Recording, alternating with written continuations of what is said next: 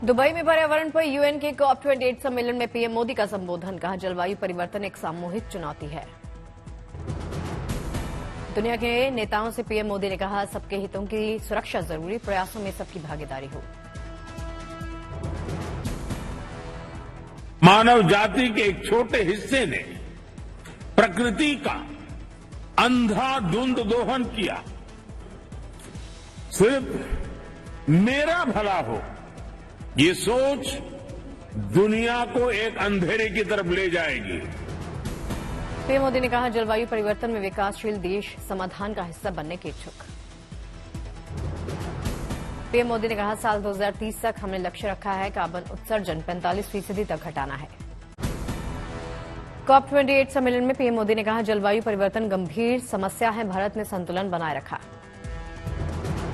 PM ने दिया one earth one family one future पर जोर। कहा, मिलकर काम करने का संकल्प लेना होगा।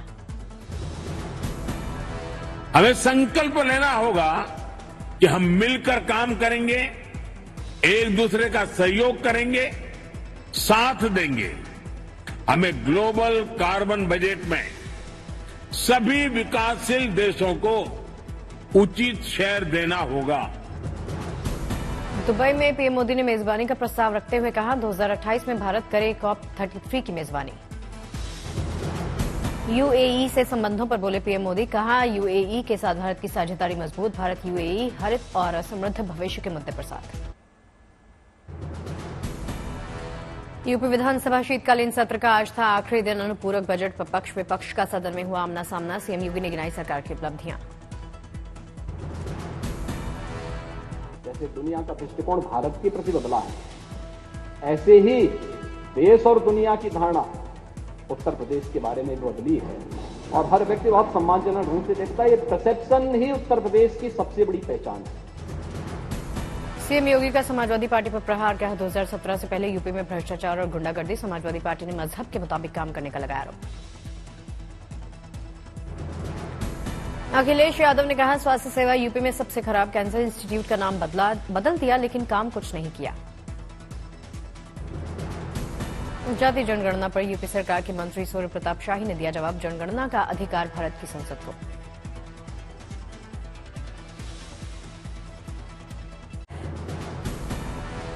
बीजेपी सांसद साध्वी प्रज्ञा सिंह ठाकुर का बड़ा बयान। राजस्थान के सीएम गहलोत पर किया पलटवार। कहा, धर्म के साथ है बीजेपी। धर्म के साथ ही भाजपा है, अधर्म के साथ कभी भाजपा हो नहीं सकती।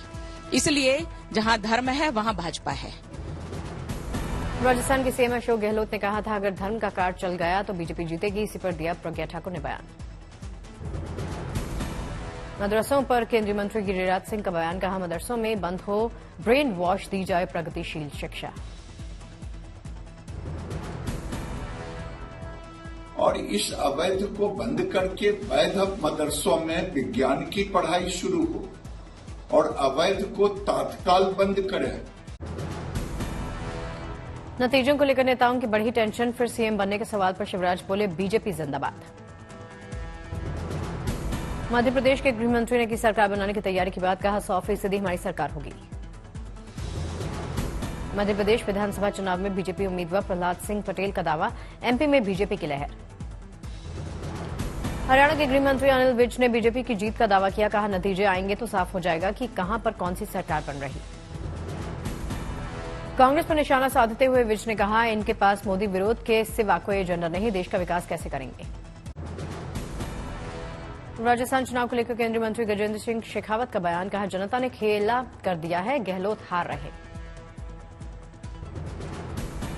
राजस्थान कांग्रेस अध्यक्ष ने पूर्व सीएम पर साधा निशाना। कहा, वसुंधरा राजे को बीजेपी के केंद्रीय नेतृत्व ने स्वीकार नहीं किया तो आम जनता कैसे कर सकती है। नतीजे आने के बाद विधायकों को टूटने से बोले कर्नाटक के डिप्टी सीएम डीके शिवकुमार। कहा, हम 5 राज्यों के एमएलए संभालने के लिए तैयार हैं। कांग्रेस नेता इमरान प्रताप गढ़ी ने 5 राज्यों के आने वाले विधानसभा चुनाव के नतीजों को 2024 के लोकसभा चुनाव का बताया सेमीफाइनल। कहा, बीजेपी के लिए नहीं है कोई जगह। इमरान प्रताप गढ़ी बोले, कांग्रेस की है आवाज, राहुल गांधी ही हो प्रधानमंत्री पद के उम्मीदवार। सोनीपत के दीनबंधु छोटूराम विश्वविद्यालय में हंगामा। सुरक्षा कर्मियों के साथ छात्रों की झड़प। पहचान पत्र मांगने पर शुरू हुआ विवाद। सोशल मीडिया पर वीडियो वायरल। मणिपुर में पंजाब नेशनल बैंक में घुसे हथियारबंद लोग लूट ले गए 18 करोड़ 85 लाख। बैंक के मुताबिक 10 लोगों के पास AK-47 जैसे हथियार थे। मई में शुरू हुए अशांति के बाद मणिपुर में बैंक लूट की है तीसरी घटना। गंगोत्री नेशनल पार्क के गेट आगामी 6 माह के लिए हुए बंद। इस साल पर्यटकों से करीब 62 लाख रुपए की कमाई।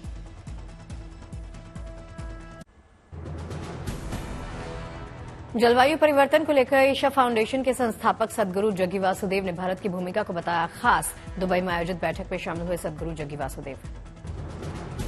देहरादून में पूर्व डीजीपी अशोक कुमार को दी गई अनोखी विदाई। नए डीजीपी अभिनव कुमार ने सभी अधिकारियों के साथ मिलकर रस्सी से खींची गाड़ी।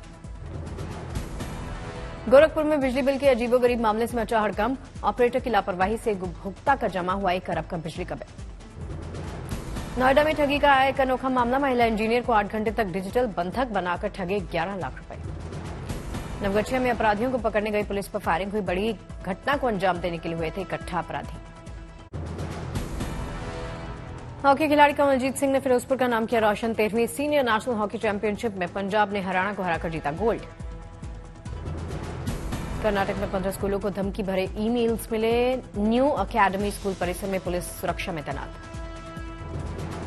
पुणे में एमएनएस कार्यकर्ताओं की गुंडागर्दी सामने आई। मराठी साइन बोर्ड न होने की वजह से दुकानों में तोड़फोड़ की।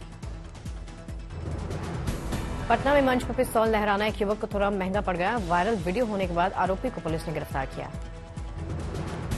गुजरात के खेड़ा में आयुर्वेदिक सिरप पीने से मौत के मामले में अब तक 3 लोग गिरफ्तार हुए। अस्पताल को नोटिस, साथ ही एसआईटी का भी गठन। झारखंड के हजारीबाग में बीएसएफ मना रही अपना 59वां स्थापना दिवस। समारोह में शामिल हुए गृहमंत्री अमित शाह। मौके पर निकाली गई अलग अलग झांकियां। स्थापना दिवस में गृहमंत्री अमित शाह रहे मुख्य अतिथि। जवानों को किया सम्मानित। स्थापना दिवस की शुभकामनाएं दी। अमित शाह ने ली परेड की सलामी। कदम ताल मिलाते नजर आए सीमा सुरक्षा बल के जवान। बीएसएफ स्थापना दिवस में आत्मनिर्भर भारत की भी दिखी झलक। सीमा सुरक्षा बल के एयर विंग के स्वदेशी हेलीकॉप्टर ने दिखाए करतब। सभा में अमित शाह का संबोधन। कहा पूरा देश बीएसएफ के जवानों को सलाम करता है और आप पर नाज करता है। पुणे पहुंची राष्ट्रपति Draupadi Murmu. Pune armed forces medical college को प्रदान किया प्रेसिडेंट्स कॉलर। 4 दिसंबर को मनाया जाएगा नौसेना दिवस। विशाखापट्टनम में शानदार तैयारियां। Naval chief are Hari Kumar ने दी जानकारी। नौसेना दिवस के मौके पर जल थल नभ में दिखेगा सैनिकों का पराक्रम। जांबाजी की होगी नुमाइश। नौसेना दिवस पर समुद्री जहाजों पर भी की जाएगी शानदार रोशनी। समुद्र में दिखेगा अद्भुत नजारा।